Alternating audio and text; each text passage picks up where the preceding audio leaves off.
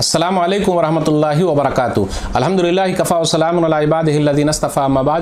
محترم ناظرین کرام، آسان درس قرآن کے اندر 10ویں پارے کا 12واں رکوع ہے، جس کے اندر سورہ توبہ سورہ نمبر 9 کی 5 آیتیں، آیت نمبر 38 سے آیت نمبر 42 تک۔ اعوذ باللہ من الشیطان الرجیم، بسم اللہ الرحمن الرحیم۔ یا ایھا الذین آمنوا ما لکم اذا قیل لکم انفروا فی سبیل اللہ اثاقلتم الی الارض ارضیتم بالحیاۃ الدنیا من الآخرہ فما متاع الحیاۃ الدنیا فی الآخرۃ الا قلیل۔ اے ایمان والو، تمہیں کیا ہو گیا ہے کہ جب تم سے اللہ کے راستے میں نکلنے کے لیے کہا جاتا ہے تو تم زمین کی طرف بوجھل ہو جاتے ہو؟ کیا تم نے آخرت کے مقابلے میں دنیاوی زندگی کو پسند کر لیا ہے؟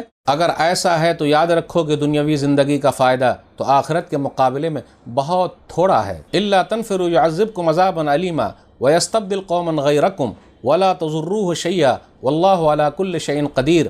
اگر تم نہیں نکلو گے تو اللہ تمہیں دردناک عذاب دے گا اور بدل کر تمہارے علاوہ کسی اور قوم کو لے آئے گا اور تم اس کا کچھ نہ بگاڑ سکو گے، اور اللہ ہر چیز پر قادر ہے۔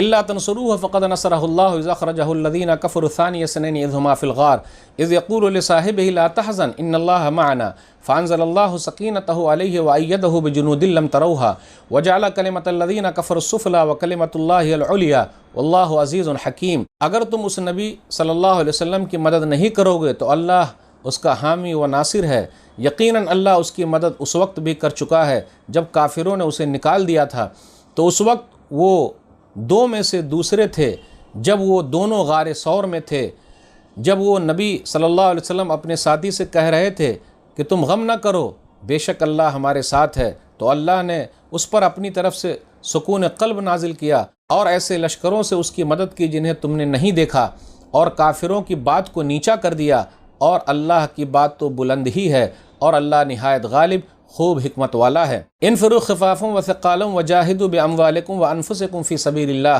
ذالکم خیر لکم ان کنتم تعلمون۔ تم نکلو خواہ ہلکے ہو یا بوجھل، اور اللہ کے راستے میں اپنے مالوں اور اپنی جانوں کے ساتھ جہاد کرو، یہی تمہارے لیے بہتر ہے اگر تم جانتے ہو۔ لو کان عرضا قریبا وسفرا قاصدا لاتبعوک ولکن بعدت علیہم الشقہ وسیحلفون باللہ لو استطعنا لخرجنا معکم یہلکون انفسهم واللہ یعلم انہم لکاذبون۔ اے نبی صلی اللہ علیہ وسلم، اگر مال جلد حاصل ہونے والا ہوتا اور سفر درمیانہ ہوتا تو وہ ضرور آپ کے ساتھ چلتے، مگر ان پر تو مسافت بہت کٹھن ہو گئی، اور اب وہ اللہ کی قسمیں کھا کھا کر کہیں گے کہ اگر ہم میں طاقت ہوتی تو ضرور تمہارے ساتھ نکلتے۔ وہ خود کو ہلاک کر رہے ہیں اور اللہ جانتا ہے کہ بے شک وہ جھوٹے ہیں۔ ناظرین کرام، آسان درس قرآن کے اندر 10ویں پارے کا 12واں رکوع ہے، جس کے اندر سورہ توبہ سورہ نمبر 9 کی 5 آیتیں ہیں، آیت نمبر 38 سے آیت نمبر 42 تک۔ آئیے غور کریں، آیت نمبر 38 اور آیت نمبر 140 کے اندر یہ کہا گیا جو لوگ جہاد پہ نہیں نکل رہے نبی صلی اللہ علیہ وسلم کے ساتھ، ان کی سرزنش کی جا رہی ہے۔ ما لکم اذ قیل لکم انفروا فی سبیل اللہ اثاقلتم الی الارض۔ کیوں جب تم لوگوں کو اللہ کے راستے میں نکلنے کے لیے کہا جاتا ہے تو زمین میں لگے جاتے ہو، یعنی تم نکلتے کیوں نہیں ہو؟ اب اس کے بعد تذکرہ یہ ہو رہا ہے، غور کرنے کی بات ہے، ایک لمبا واقعہ چلے گا غزوہ تبوک کا۔ اسی کے لیے غزوہ تبوک 9 ہجری میں ہے۔ ہرقل بادشاہ جو تھا روم کا، اس نے تیاری کر رکھی تھی، تو نبی صلی اللہ علیہ وسلم نے صحابہ کرام کو نکلنے کے لیے کہا۔ غزوہ تبوک 9 ہجری کا واقعہ ہے۔ موسم سخت گرم تھا، سفر لمبا تھا، پھل پکے ہوئے تھے، بعض مسلمانوں پر اور منافقوں پر یہ حکم گراں گزرا۔ 20 روز تک نبی صلی اللہ علیہ وسلم ملک شام کے قریب تبوک کے مقام پر ٹھہرے رہے، اور 20 روز کے بعد نبی صلی اللہ علیہ وسلم واپس آ گئے۔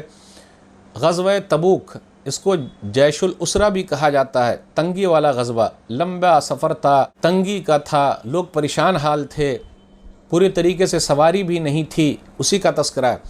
تو اب یہاں کئی گروہ ہو جاتے ہیں۔ نبی صلی اللہ علیہ وسلم نے سمجھایا، لوگوں سے کہا کہ چلنا ہے غزوہ کے لیے، تو فوراً لوگ تیار ہو گئے۔ کچھ مسلمان تیار نہیں ہوئے، کچھ کو تیار کیا گیا، پھر بعد میں تیار ہو گئے۔ منافقوں کا بھی ایک گروہ تھا۔ تو اب لمبا تذکرہ ہو رہا ہے، تو اللہ تعالیٰ کہتے کیوں نہیں نکل رہے ہو؟ نکلنا چاہیے۔ اور اللہ نے کہا دیکھو، اللہ نے نبی صلی اللہ علیہ وسلم کی مدد کی ہے۔ کب مدد کی ہے؟ غزوہ بدر میں مدد اس وقت بھی کی ہے جب ہجرت کے موقع پر نبی صلی اللہ علیہ وسلم نکلے تھے اور غار ثور تک پہنچ گئے تھے، اپنے ساتھی کو دلاسا دے رہے تھے، یعنی ابو بکر صدیق رضی اللہ تعالیٰ عنہ کو یہ کہتے ولا تحزن ان اللہ معنا، آیت نمبر 40 میں کہ گھبرائیے نہیں، اللہ ہمارے ساتھ ہے۔ اس لیے گھبرانے کی ضرورت نہیں ہے۔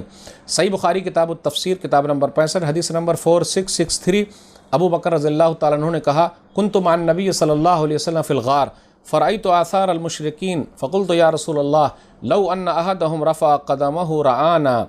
میں نبی صلی اللہ علیہ وسلم کے ساتھ غار میں تھا تو میں نے مشرکوں کی آہٹ سنی، میں نے کہا اللہ کے رسول صلی اللہ علیہ وسلم اگر وہ لوگ اپنے قدم کو بھی دیکھ لیں گے تو ہم لوگوں کو دیکھ لیں گے۔ تو نبی صلی اللہ علیہ وسلم نے فرمایا اما ظنک بثنین اللہ ثالثہما، دونوں کے بارے میں کیا خیال ہے جس کا تیسرا اللہ ہو؟ تو اس لیے گھبرانے کی ضرورت نہیں، اپنا معاملہ اللہ کے سپرد کر دیجئے۔